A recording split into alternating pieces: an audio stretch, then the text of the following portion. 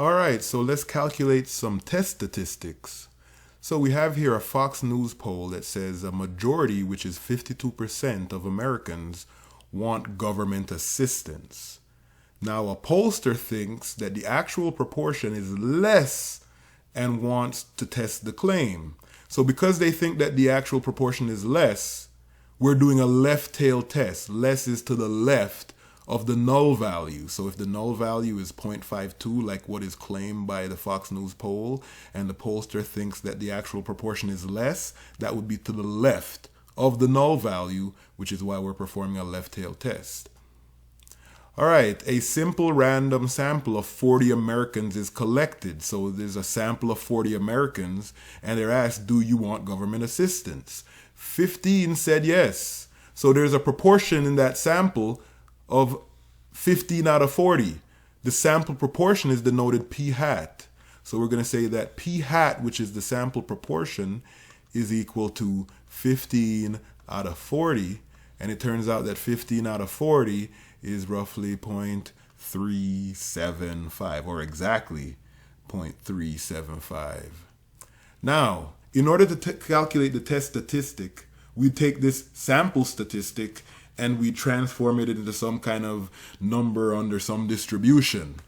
We don't know what that distribution is, but we know that if this thing satisfies the success-failure condition, then the distribution is actually a z-distribution, and all I would have to do is find the z-score for this sample statistic, and that would be my test statistic.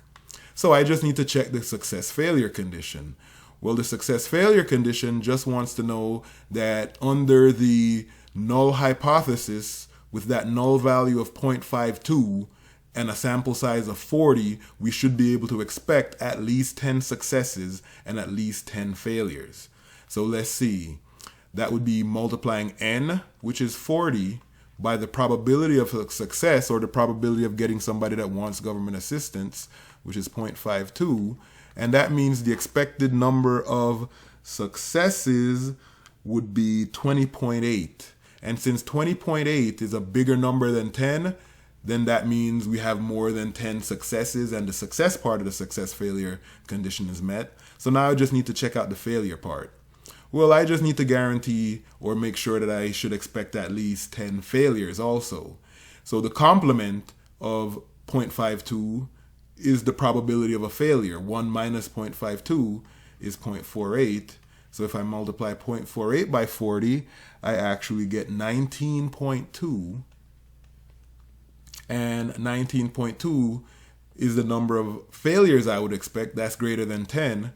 I should have put a 10 here. That's not 0, but greater than 10.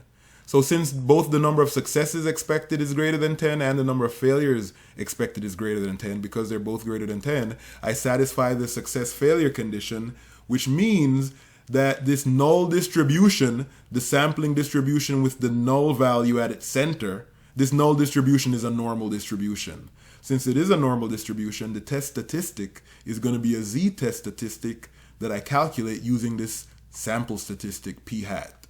So that's going to be 0.375 minus what we expect to be the actual population proportion from this null distribution, which is 0.52, the null hypothesis proportion, the null proportion. And I'm going to divide that by the standard error of this sampling proportion, or this sampling distribution, I should say. The standard error of this null distribution is just the sampling error, or the standard error of any sampling distribution, when we assume that the average, or the mean here, is the null value. So this is going to be the null value, 0.52, times the complement of the null value, 0.48, divided by the sample size, which is 40. So the standard error of the proportion, standard error of the p null here, will be equal to the square root of p null times the complement of p null divided by n. That's standard error. All right, so all we have to do is this calculation and we'll find our test statistic, and it turns out that our test statistic is actually negative 1.84. So this is the z-score, that we would represent as our test statistic. All right, now that's for a left tail test. This is a different situation. We have, according to a 2008 Gallup poll, 5% of Americans consider themselves vegetarians. The owner of a vegan eatery thinks the proportion is higher. Because they think the proportion is higher, that makes this a right tail test and wants to test the claim. So they collect a sample of 300 Americans, and 28% of them are vegetarian, or not 28%, 28 of them. So 300 Americans, 28 of them are vegetarian. So that sample has a sample proportion, p hat, of 28 out of 300. And 28 out of 300 is actually 0.09 with a repeating 3. Okay, so that's 9 1/3%. And in order to figure out what the test statistic is, we need to know what this distribution is. But we know if it satisfies the success-failure condition, then it's going to be a standard normal distribution or a Z distribution. So I check that success-failure condition. I check if 5% of 300 is more than 10, because the null value is 5% and the sample size is 300.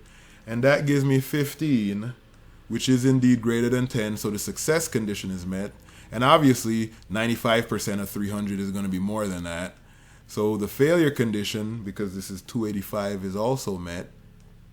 285, I said. And that's greater than 10, so the failure condition is met. So that means that the test statistic comes from a standard normal distribution. This is a Z distribution, and I can calculate that test statistic by finding the Z score of the sample statistic. So I take that sample statistic,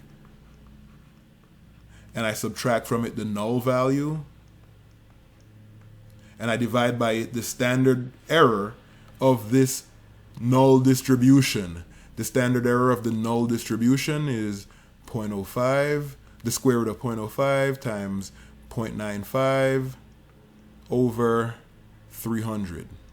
And it turns out that this test statistic turns out to be 3.44.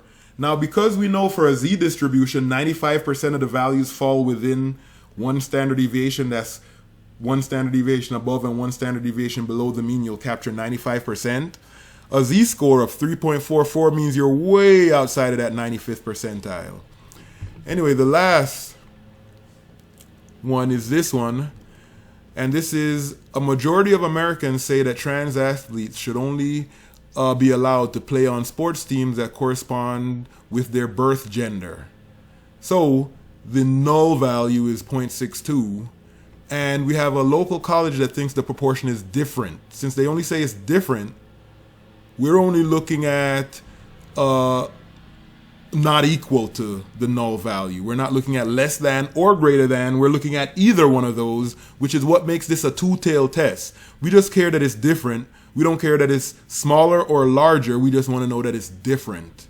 So here we calculate the test statistic in the same way, though.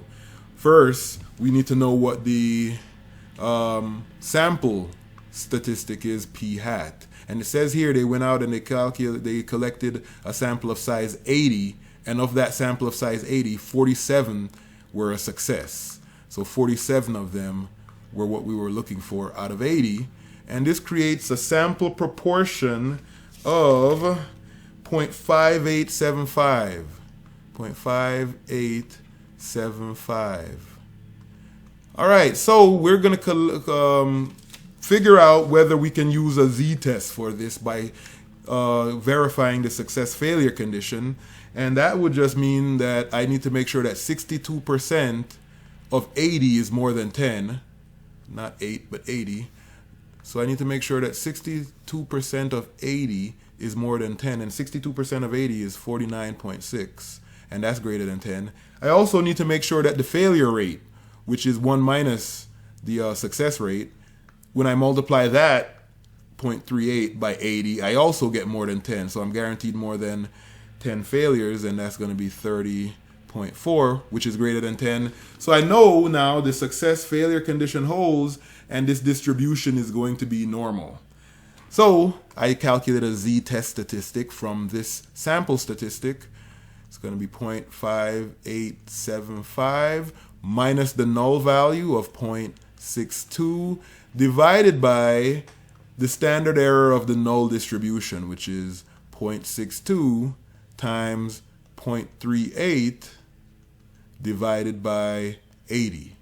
And this gives me a z-test statistic of negative 0.60. So there I have the test statistic for this last test.